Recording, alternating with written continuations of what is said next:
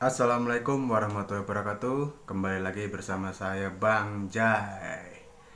Oke ya, saya di sini akan berbicara peluang timnas Indonesia lolos ke Piala Dunia. Ya, timnas Indonesia tergabung di grup C.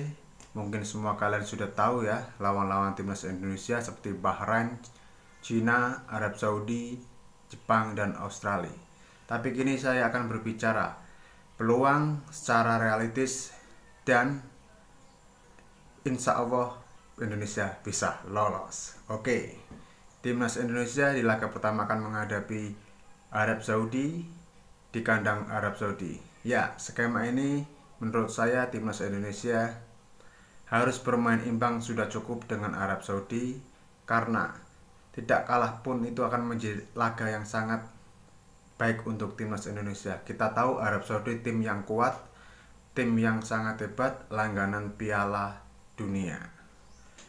Di laga kedua akan menghadapi Australia di kandang sendiri. Mungkin timnas Indonesia akan tampil lebih baik, punya motivasi yang tinggi, tetapi menghadapi Australia, timnas Indonesia tidak perlu bermain ngotot, cukup menahan imbang Australia saja itu sudah penting. Kenapa? Karena di sini saya akan berbicara secara realistis. Untuk bisa melawan Australia, Jepang, atau Arab Saudi, mungkin itu sangat sulit.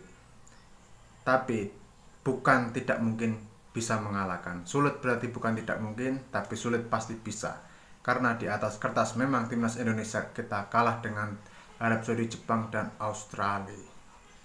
Skema timnas Indonesia lolos ke babak Piala Dunia adalah timnas Indonesia hanya butuh bisa mengalahkan Bahrain dan Cina.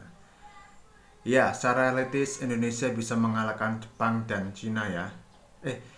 Bahrain dan Cina, karena mereka adalah tim yang levelnya tidak begitu jauh dengan timnas Indonesia.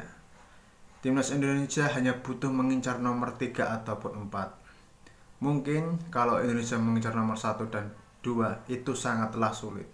Tetapi jika Indonesia mengincar posisi 3 dan 4, itu realistis Indonesia bisa lolos ke babak selanjutnya di round 4, dan kita akan bertarung lagi di sana untuk menentukan siapa yang lolos ke Piala Dunia. Secara matematik, secara realistis Indonesia bisa untuk mengambil posisi 3 ataupun 4. Kita harus bisa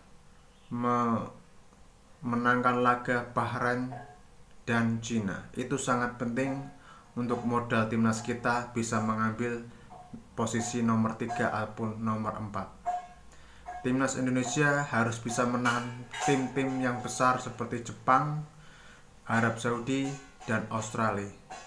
Lebih tepatnya bermain di kandang, kita harus bisa menahan imbang mereka. Karena jika kita kalah kita telak dengan tim-tim besar, agregat angka dan gol akan ditentukan.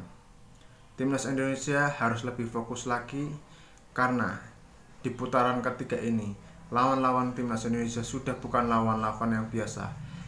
Tim yang masuk ke kualifikasi Piala Dunia round 3 ini adalah tim-tim yang sangat kuat, tim-tim yang sudah menjadi pilihan untuk masuk ke round 3. Peluang itu mungkin akan bisa dilakukan timnas Indonesia ketika kita bisa menjamu Bahrain dan Cina di kandang kita sendiri. Kita harus menang, kita harus sold out, harus ambil 3 poin ketika melawan Bahrain dan Cina di kandang. Dan jika kita laga tandang, kita tidak boleh kalah dengan mereka.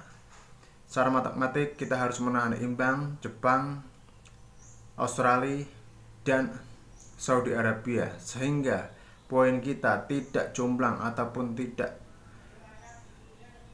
hilang ya. Karena jika kita kalah dengan tim-tim besar dan kita tidak bisa menahan imbang, itu juga akan menjadi sesuatu yang sangat sulit untuk timnas kita.